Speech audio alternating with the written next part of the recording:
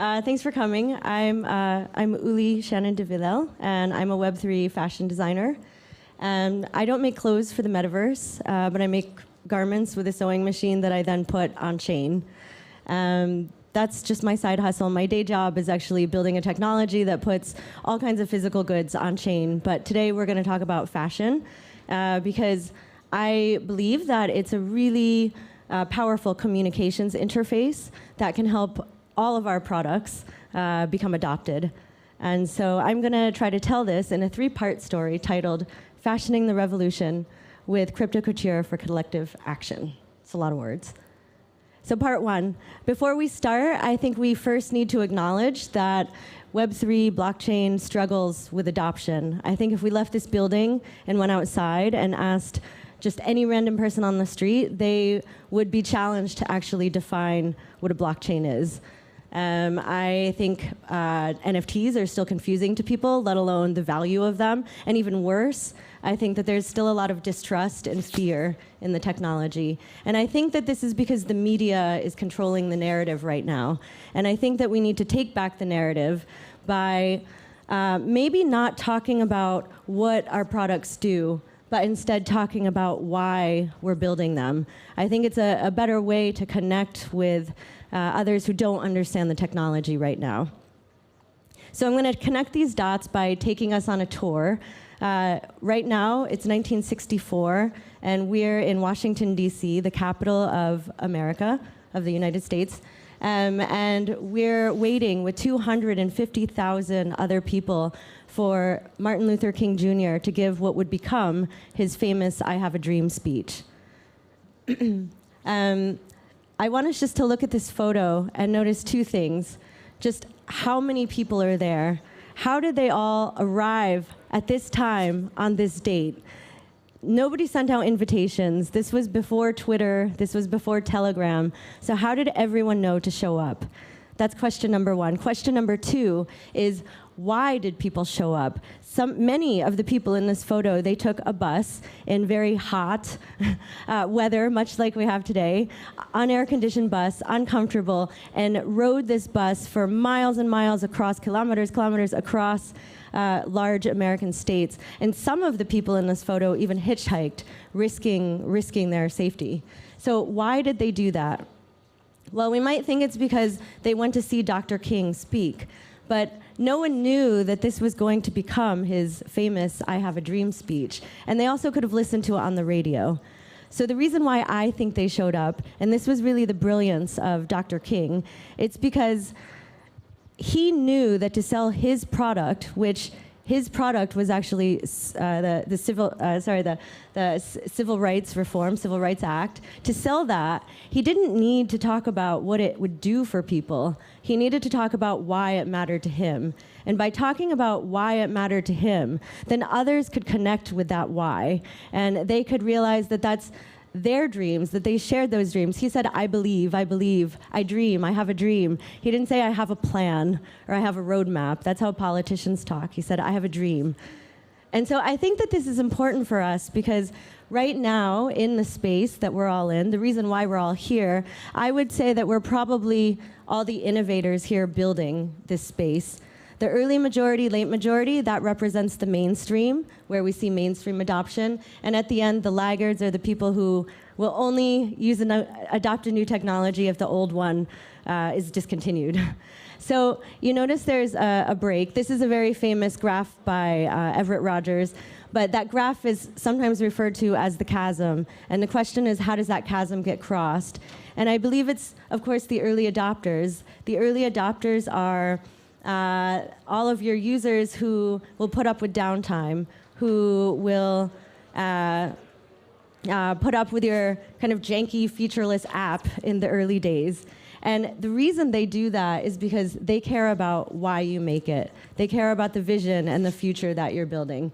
It's the mainstream that actually cares about what you're making. But really, the early adopters to cross the chasm, they care about why you make it. And so communicating the why to them is really important. So in summary, to increase adoption, we need to talk about the why we're building, not what we're building.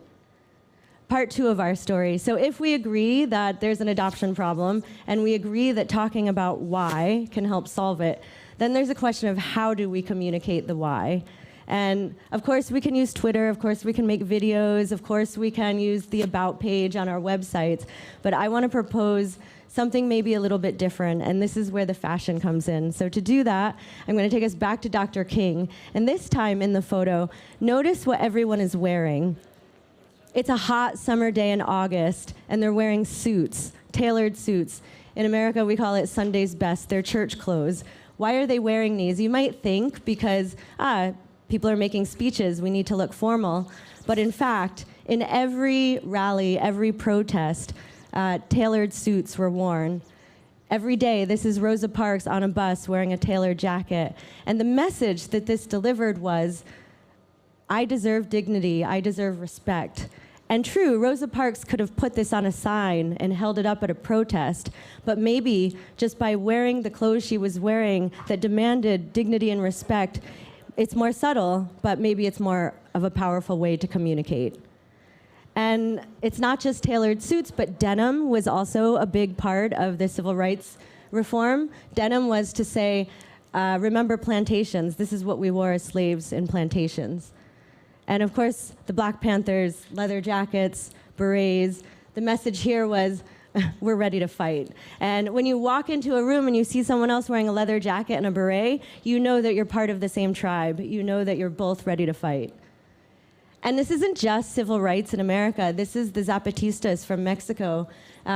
Indigenous clothing with balaclavas. Balaclavas because the leader, Marco, believed anyone could be the leader. So everyone would wear a balaclava, and everyone could be the voice of this movement. It was about shared values. And of course, Pussy Riot, very influenced by the Zapatistas.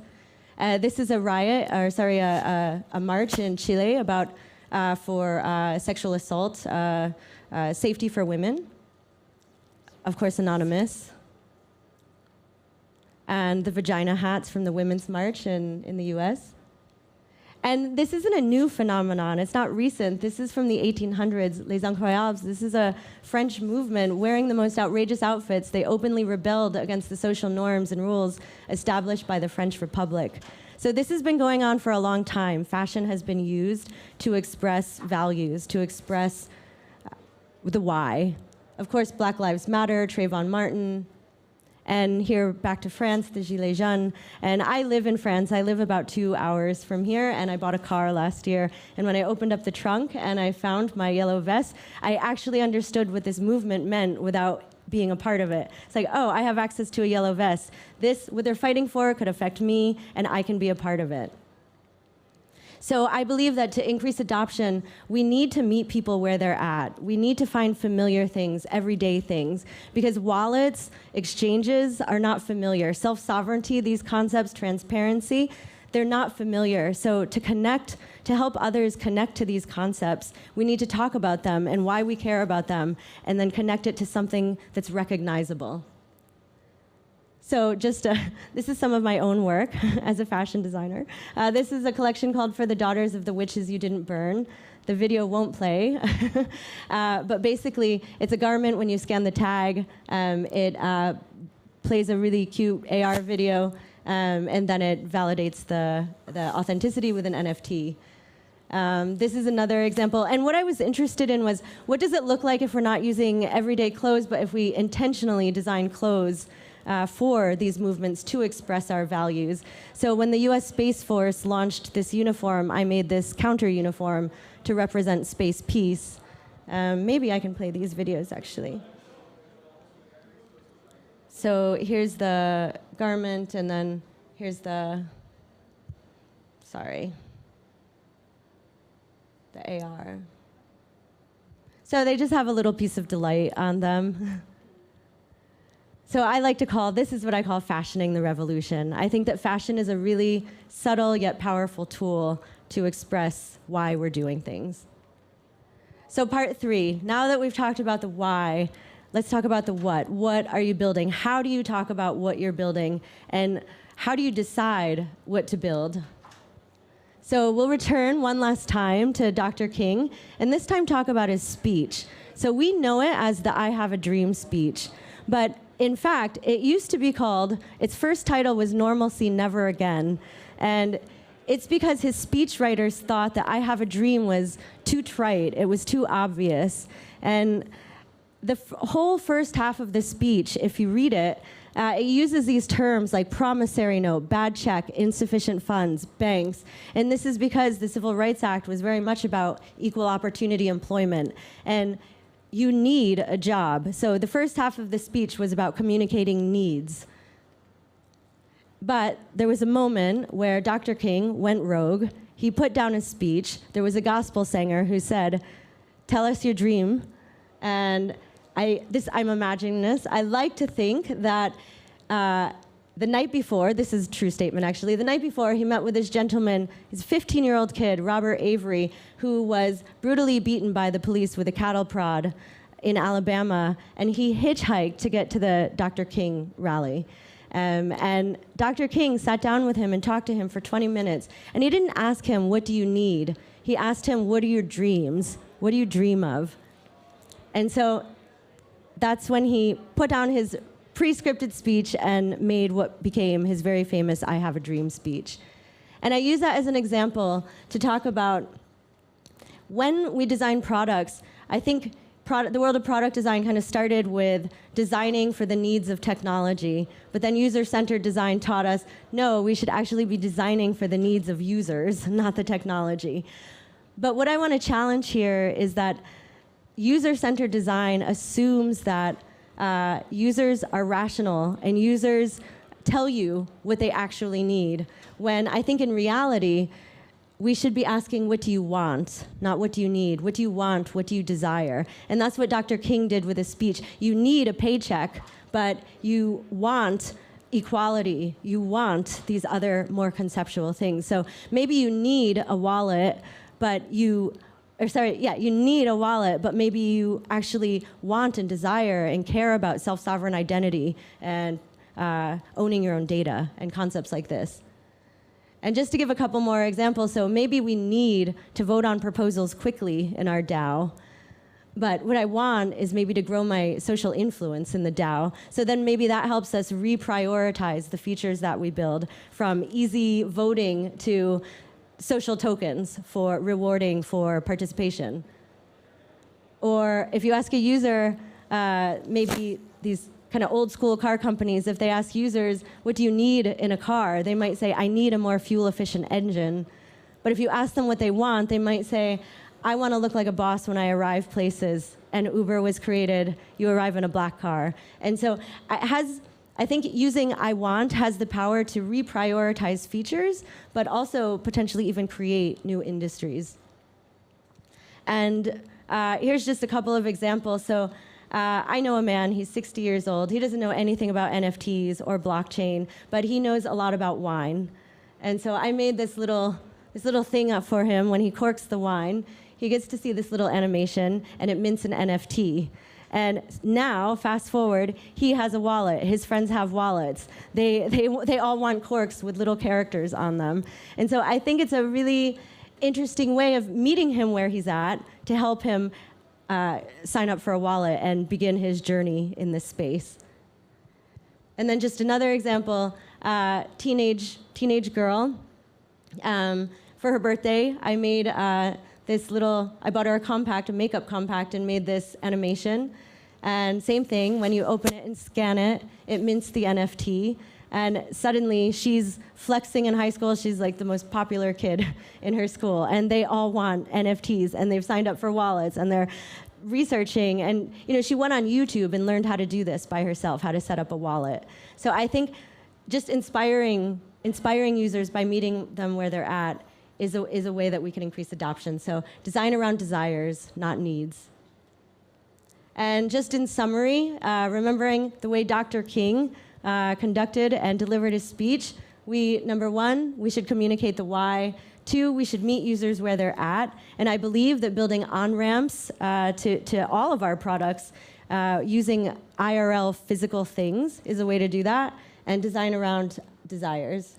And thank you, that's the end. I would just say make fashion, make the physical a part of your tech stack. Thank you.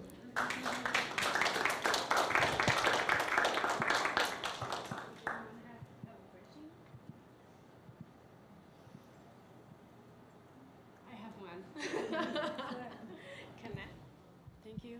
So, in Web3, what do you propose, or what you believe in? Well, I think it's a really powerful technology. I mean, blockchain, NFTs, I think they're really powerful and they represent a lot of the values that I care about, things like decentralization and self-sovereign identities and transparency. I believe in these things. So I think for me, as a fashion designer, it's my way to contribute to this world. And I think anyone who is building a product, just imagine kind of what could be the very front end of that stack, and can it be just the everyday objects that we have in our world? Could that be like the very first touch point of your product?